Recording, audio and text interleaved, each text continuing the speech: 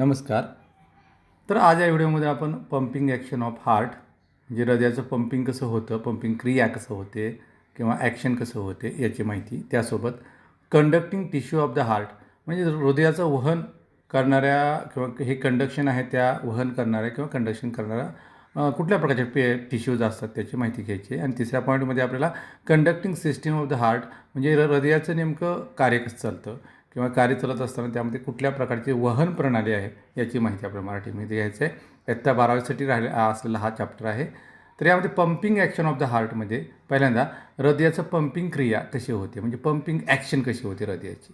सुद्धा म्हणजे हृदय किंवा हार्ट हे एक रक्ताभिसरण संस्थेतील मुख्य अवयव आहे, मुख्य पंपिंग अवयव आहे.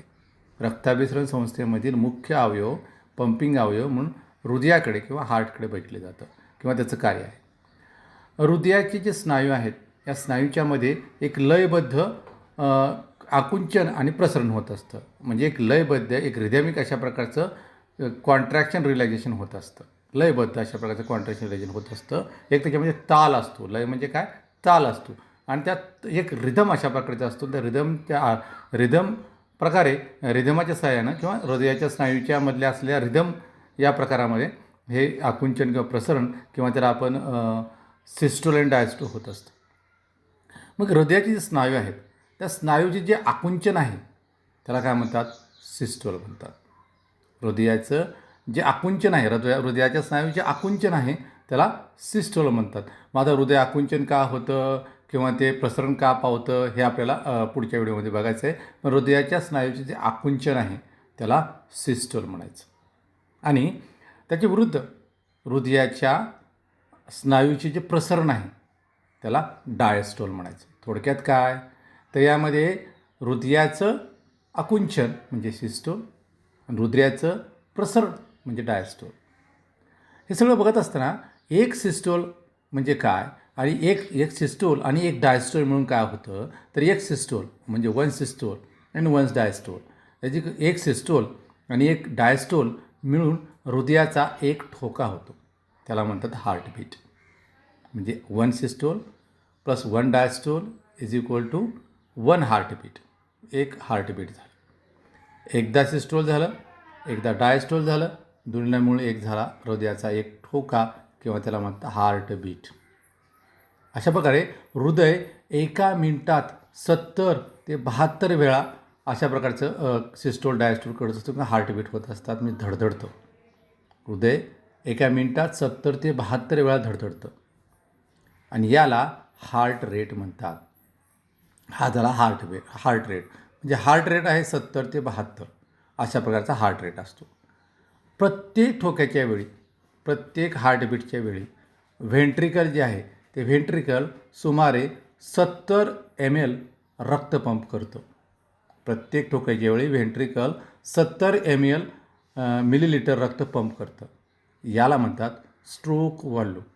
काय म्हणतात त्याला, स्ट्रोक व्हॉल्यूम. स्ट्रोक व्हॉल्यूम म्हणजे प्रत्येक ठोक्याच्या वेळी व्हेंट्रिकल जे रक्त पंप करतं, जे रक्त बाहेर पाठवतं हृदयामधून त्याला म्हणतात स्ट्रोक व्हॉल्यूम. याचा अर्थ हृदय प्रति मिनिट सुमारे 72 वेळेस आकुंचन प्रसरण पावतो. 72 असा हार्ट रेट आहे हृदयाचा, गुणिले एका ह्याच्यामध्ये एका हार्ट रेटमध्ये साधारण 70 मिली स्ट्रोक व्हॅल्यूम यामध्ये ब्लड जे आहे ते बाहेर पडतं. म्हणून हे जर सगळं कॅल्क्युलेशन केलं तर साधारण 5040 ml म्हणजेच 5 लिटर रक्त पंप करतं. यालाच कार्डियॅक आउटपुट म्हणतात. म्हणजे कार्डियॅक आउटपुट किती आहे, जवळपास 5 लिटर अशा प्रकारचं कार्डियॅक आउटपुटचा रेट आहे एका मिनिटाचा. एका मिनिटाचा कार्डियॅक आउटपुटचा रेट आहे 5 लिटर. मग हे सगळं होत असताना हे सगळं हृदयाचं जे काय कॉन्ट्रॅक्शन रिलॅक्सेशन आहे किंवा सिस्टोल डायस्टोल जे हृदयामध्ये होत असतं हे सगळं कोण घडून आणतं, तर त्यामध्ये काही कंडक्टिंग टिश्यू असतात.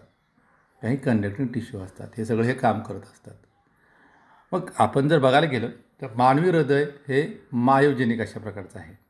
म्हणजे काय, मानवी हृदय हे मायोजेनिक आहे. म्हणजे हे हृदय जे आहे ते नर्वस इनपुटशिवाय म्हणजे कुठल्याही प्रकारच्या नर्वस कंट्रोलशिवाय हृदयाचं कॉन्ट्रॅक्शन आणि रिलॅक्सेशन होत असतं. हृदयाचं कॉन्ट्रॅक्शन जे आहे याच्यावर कुठल्या प्रकारच्या नर्वस इनपुटची गरज नाही किंवा नर्वस कंट्रोलची गरज नाही. म्हणून ती मायोजेनिक अशा प्रकारचा हार्ट आहे. त्याच्यामध्ये एक लयबद्धता असते. ते जे काय चालतं सगळं त्यामध्ये एक ॲटो रिदॅमिसिटी असते. म्हणजे काय तर यामध्ये काही स्पेशलायझ्ड मसल्स असतात, ज्यांना आपण मराठीमधून येत विशेषच नावे असतात. स्पेशलायझ्ड मसल्स असतात.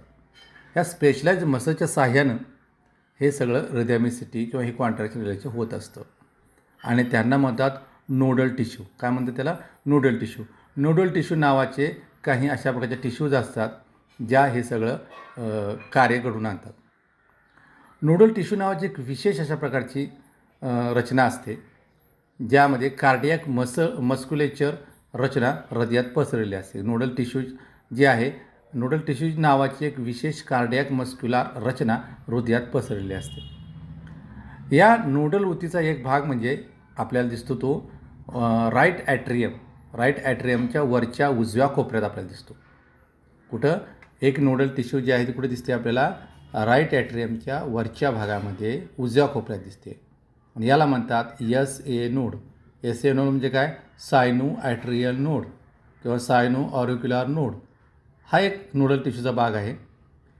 हे सुपिरियर वेना कॅवा जी ब्लड वेसल आहे, सुपिरियर वेना कॅवा ब्लड वेसल जे आहे त्या ब्लड वेसलच्या ओपनिंगच्या जवळ त्याच्या बेसला अशा प्रकारची आपल्याला एक टिश्यू दिसते, त्याला म्हणतात SA नोड.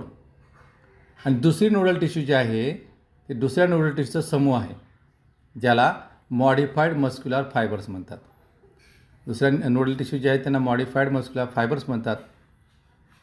याच्यामध्ये ॲटोरिदॅमिक फायबर्स, त्यांना ॲटोरिदॅमिक फायबर्स असे म्हणतात. ॲटोरिदॅमिक फायबर्स यांच्यामध्ये हे काय करतात? ॲटोरिदॅमिक फायबर्स जे आहेत किंवा मॉडिफाईड मस्क्युलर फायबर्स जे आहेत ते हार्ट रेटचं बीटिंग कंट्रोल करतात. यांना कंडक्टिंग नोडल टिश्यू म्हणतात. यांना म्हणतात कंडक्टिंग नोडल टिश्यू. त्यामध्ये आहे SA node, AV node, bundle of His and Purkinje fibres. अशा प्रकारचे काय नाव आहेत? SA node, AV node, bundle of His आणि पर्कंजी फायबर. या सगळ्यांना एकत्रित काय म्हणतात? ह्याला सगळ्यांना एकत्रित म्हणतात मॉडिफाईड मस्क्युलर फायबर्स किंवा ॲटोरिदॅमिक फायबर्स. हे सगळे हे काम करून आणत असतात. म्हणजे conducting nodal tissue consist of SA node, AV node, bundle of His and Purkinje fibres. हे सगळं कार्य होत असताना यामध्ये कंडक्टिंग सिस्टीम कशा प्रकारे काम करते किंवा हृदयाचे वहन प्रणाली कशा प्रकारे काम करते यामध्ये पहिल्यांदा काय होतं? SA नोड जे आहे ते SA नोड किंवा आपण ज्याला SA नोडचं पोझिशन बघितली की त्यामध्ये राईट ॲट्रियमच्या जवळ असतो. SA नोड तो हृदयाचा पेसमेकरचं काम करतो. SA नोड याला पेसमेकर म्हणतात. SA नोड राईट ॲट्रियममध्ये असलेला SA नोड हा पेसमेकर म्हणून काम करतो, कारण त्याच्यामध्ये आकुंचनाची नवीन लाट पहिल्यांदा निर्माण होते. नवीन लाट, म्हणजे न्यू वेव निर्माण करण्याचं काम, न्यू वेव निर्माण करण्याचं काम कुठून चालू होतं? राईट ॲट्रियममध्ये असल्या SA नोडकडून सुरुवात होते. आणि त्यानंतर एक कॉन्ट्रॅक्शन जे आहे त्यामुळं काय होतं तर ऑरिकलचं कॉन्ट्रॅक्शन होतं. आणि SA नोड जे आहेत हे काय करतात? SA नोड हे कॉन्ट्रॅक्शन लेफ्ट व्हेंट्रिकल आणि AV नोडकडे पाठवतं. अशा प्रकारचे वेव जे तयार होतात ते तयार झालेले wave SA node passes the contraction. SA नोडपासून तयार झालेले जे काय वेव्ज आहेत ते काय करतात? The contraction to the left ventricle. ते कुठे पाठवतात? लेफ्ट व्हेंट्रिकलकडे आणि AV नोडकडे पाठवतात. सगळ्यात पहिल्यांदा SA नोडमध्ये हे कॉन्ट्रॅक्शन किंवा वेव्ज तयार होतात, त्यामुळं ऑरिकल कॉन्ट्रॅक्ट होतील आणि हेच वेव्ज परत कुठे पाठवले जातील? ते पाठवले जातील AV नोडकडे. AV नोड म्हणजे ॲट्रिओ व्हेंट्रिक्युलर नोड. हे कुठे आहे? AV नोडचं पोझिशन कुठं आहे? AV नोड जे आहेत ते राईट ॲट्रियल वॉलच्या बेसच्या जवळ आहेत, म्हणजे इंटर ॲट्रियल सेप्टमच्या जवळ. Inter atrial सेप्टमच्या right atrial वॉलच्या base जवळ अशा प्रकारची पोझिशन आहे AV नोडची. ते जे AV नोड आहेत ते पेस सेटर म्हणून काम करतात. त्यांना पेस सेटर म्हणलं जातं. म्हणजे काय? पेस मेकर आहेत. SA नोड पेस मेकर आहेत आणि AV नोड पेस सेटर म्हणून काम करतात. आणि अशा प्रकारे पेस सेटरचे कार्य जे आहे ते ए व्ही नोडचे जे कार्य आहे ते बंडल ऑफ हीजकडे अशा प्रकारचे वेव्हज त्यानंतर पोचवतात. बंडल ऑफ हीजच्या काही ब्रँचेस आहेत. बंडल ऑफ हीजच्या ब्रँचेस आहेत ज्या ए व्ही नोडपासून सुरू होतात.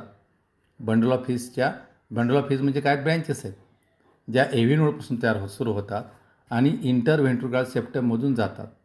इंटरव्हेंट्रिक्युलर सेप्टम म्हणजे 2 व्हेंट्रिकलमध्ये असं सेप्टम आहे त्याच्याकडे ते ब्रँचेस जातात. आणि बंडल ऑफ हीज त्यानंतर आणखीन काही ब्रँचेस त्यामध्ये त्याच्यामध्ये शाखा आहेत आणखीन ज्यामध्ये ब्रँचेस तयार होतात आणि त्या ब्रँचेस राईट अँड लेफ्ट बंडल्सच्या स्वरूपात दोन्ही व्हेंट्रिकलकडे जातात. म्हणजे एस ए नोडकडून आलेले वेव्हज ए व्ही नोडपर्यंत येतात. ए व्ही नोडमधून परत बंडल ऑफ हीजकडे. बंडल ऑफ हीजच्या काही ब्रँचेस आहेत त्या इंटरव्हेंट्रिक्युलर सेप्टममधून जातात आणि ह्याच्या 2 जे ब्रँचेस आहेत त्याच्या बंडल ऑफ हीजच्या एक राईट साईडला जाईल राईट व्हेंट्रिकलकडे, दुसरी लेफ्ट साईडला लेफ्ट व्हेंट्रिकलकडे जाईल. अशा प्रकारे त्यामुळे काय व्हेंट्रिकलचं कॉन्ट्रॅक्शन होईल. या ज्या शाखा आहेत त्या व्हेंट्रिकलच्या ह्या ज्या ब्रँचेस आहेत ते व्हेंट्रिकलच्या भिंतीमधून जाळं तयार करतात. भिंतीमध्ये जाळं तयार करतात ह्या शाखा आणि त्यांना पर्कन्जी फायबर किंवा पुरकिंजी फायबर्स असे म्हणतात. जे काय जाळं तयार होतं व्हेंट्रिकलमध्ये त्याला पुरकिंजी फायबर्स असे म्हणतात. आणि बंडल ऑफ हीज आणि पुरकिंजी फायबर हे जे व्हेंट्रिकल्समध्ये असतात हे जे काय करतात ते व्हेंट्रिकलकडे इम्पल्सेस पाठवतात आणि व्हेंट्रिकल आकुंचन पावतात किंवा व्हेंट्रिकलचं कॉन्ट्रॅक्शन होतं. अशा प्रकारे हे कार्य चालतं. तर यापुढच्या व्हिडिओमध्ये आपल्याला नेमकं कार्डिॲक सायकल कशा प्रकारे कंट्रोल केली जाते किंवा कुठल्या प्रकारे कार्डिॲक सायकलमध्ये काय काय स्टेप्स आहेत याची माहिती पुढच्या व्हिडिओमध्ये घ्यायची आहे. धन्यवाद.